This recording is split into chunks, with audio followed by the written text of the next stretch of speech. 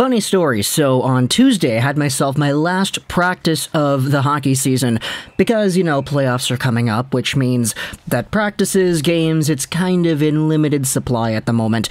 And I was literally talking to some of my friends over there at practice, hey, you know, when it comes to the Vancouver Canucks and the big guys on the market, or not even on the market, but the big guys in the conversations of being traded, I said a few days ago, I was like, yeah, I feel like Miller is a lot more a higher likelihood to getting traded than Brock Boeser is. I feel like they're going to stick around with Boeser. I feel because he's younger and because he's got all this stuff going for him in the future, he is a more valuable piece to the team long term.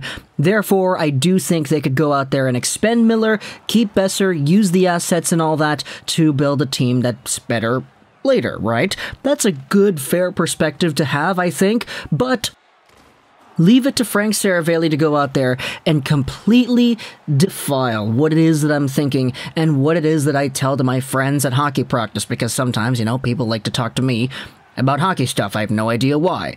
We had ourselves Frank Seravalli going over onto Sportsnet 650 earlier this morning. This is like an hour and a half ago, something like that. And there were a whole bunch of quotes that he had about the Vancouver Canucks, about JT Miller, and about Brock Boeser in particular. Adding on to this, he also posted an article today. Seravalli, the Vancouver Canucks Brock Boeser, has joined the trade targets board. This was like half an hour ago, so pretty much after his radio hit, he went over onto his website and published this piece. But we're going to be going over onto Buck Foston's Twitter account. Yes, I know. Very great username, because what they did was they summarized a lot of what Seravalli said on 650, and we can use these quotes over here to form our conversation in this video. According to Frank Seravalli, conversation has really picked up on a Brock Boeser trade. It now has a higher possibility than JT Miller. This is why I wanted to point out that story at the beginning, because I literally said to a lot of my friends, yeah, I think Miller has a higher likelihood of getting traded. I think it's more likely. I think it has a higher possibility than a Boeser trade. And apparently, according to Seravalli, I'm wrong. So there you go. I'm eating my words. According to Seravalli, other suitors for JT Miller have started to look at other options, like a Brock Boeser. They feel Vancouver doesn't know what they're doing with JT Miller. Now, what exactly does that mean? I mean, yeah, the Canucks have had a pretty difficult time when it comes to deciding what the future is going to hold in store for JT Miller, especially since a lot of people feel that there isn't really any desperation to trade this guy since he does expire next year rather than this year. Miller's a player that a lot of Canucks fans have been waxing poetic about, because whenever a trade conversation for JT Miller pops up, he always goes out there and scores himself like 2 points in the next game, which gets a lot of people saying, okay, no, don't trade this guy, look at how good he is. And it kind of does strike me as a really up and down situation. Like, you know, when players get traded, you can usually feel the writing on the wall. Like for Tyler Toffoli, we were hearing about Toffoli in Calgary for like days before he was actually traded. For all the other big-name players, you know, Eichel, Chychrun, even going back to previous years like Taylor Hall, you know that guys are going to get traded. But for JT Miller, there is not really that same level of desperation from the management, and there isn't really that same fan sentiment as to whether or not it should actually go down. So, this uncertainty that other teams feel Vancouver has about what they're doing with Miller, it's justified to me. Now, as for Brock Boeser, I could totally understand when Seravalli says, yeah, they're looking at other options that are forwards and that can score aside from JT Miller. Brock Boeser right here is in a completely different situation. As we said, he is younger. He's 24, 6'1", 207, making $5.875 million a season until the end of this year.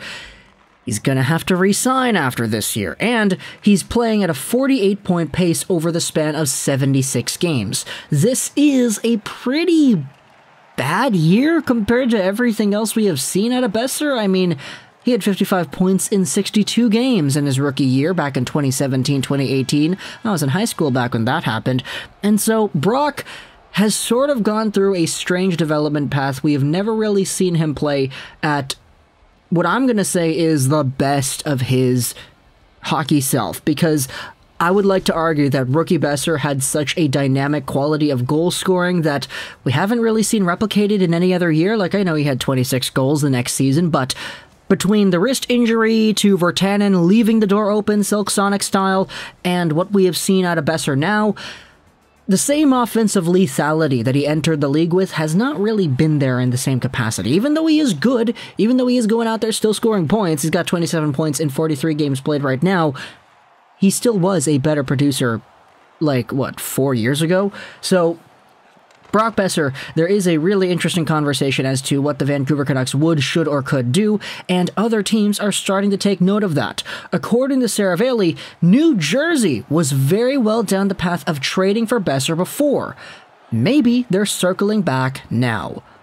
When it comes to New Jersey, a lot of the conversation goes around as to how this team really needs a finisher. It's why a lot of their trade conversations have centered around players that, quite frankly, can put the puck in the net, and Brock Boeser would definitely fit into that mold, assuming New Jersey wants to go out there and pursue that. I get it, they have Alexander Holtz in the pipeline, but he's not really up there yet. This team still could benefit from another lethal finisher to play alongside of Brandt and Jack Hughes, which makes sense to me when you start talking about Brock Boeser, but like, come on, if you talk about a New Jersey-Vancouver trade, it's not Boeser that a lot of New Jersey fans want to see. It's not necessarily Garland either. It's that other defenseman that happens to be American and that happens to be very good offensively. It's Quinn Hughes. A lot of New Jersey fans probably looking at this video like, okay, no, like, screw that. I don't want Boeser. I want Hughes. Now, of course, I'm kind of memeing around here, but if New Jersey does indeed find themselves in a conversation for Brock Boeser once again, I definitely would not fail to understand why, because it is a pretty good fit, I would think, having the versatility on the wing of a Brock Boeser, who admittedly does kind of need to work on his game on the boards, does kind of need to work on his game defensively. He isn't really the best player in the world, but as we have noted over the past few seasons, Brock Boeser is indeed developing in more ways than one. Obviously, he's not the perfect player right now, but he is only 24, so there is a lot more to see out of this player.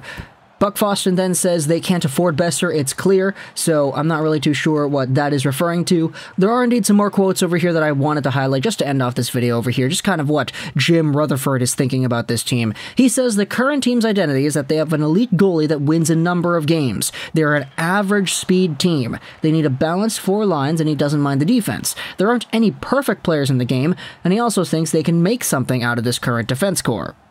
According to Rutherford, he is also okay with taking a step back while keeping in mind to the team's short-term future, but he emphasizes that people get antsy, especially here in Vancouver, and they get impatient with rebuilds, so it's important how competitive the team is today.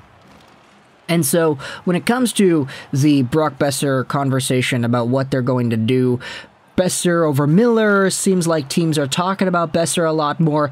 It really piques my interest as to where the Vancouver Canucks go by the time the trade deadline rolls around, because, I mean, if you told me at the beginning of the year that we would actually be trading Brock, like, straight up, you know, he's a rental player because he's expiring this season, I would have had a difficult time believing it. Just the entire idea of trading Brock kind of rubs me the wrong way because I'm such a big believer in what it is that he could bring, but Brock Boeser is now the 6th overall player on Frank Seravalli's trade board over here. If we go over to the scoop, what it says in the article, trade chatter surrounding Boeser has grown louder in the last number of days as the Canucks' newly assembled regime settles in ahead of the deadline. With 10 goals in 21 games, no Canuck has benefited more than Boeser from Bruce Boudreau being behind the bench in Vancouver. Keep in mind, Rutherford has repeatedly stressed that creating salary cap flexibility is key. There are other roster players that can achieve space and freedom, but there is a sense that the Canucks are not sold on Boeser's play and will be commensurate to the large qualifying offer due to him this summer, which makes him a prime candidate to move. It's entirely possible that JT Miller, who is a much more play-driving player than Boeser, remains in Vancouver and Boeser is on his way to a new team. Could New Jersey be a fit?